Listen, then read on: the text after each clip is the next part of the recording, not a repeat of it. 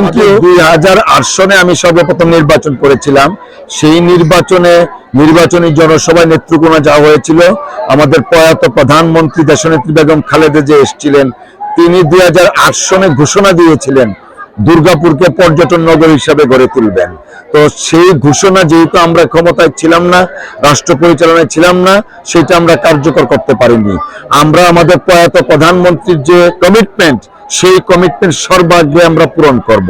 পাশাপাশি আমাদের এখানে রাস্তাঘাটের অনেক অভাব আছে, ব্রিজ কালভার্টের অনেক অভাব আছে।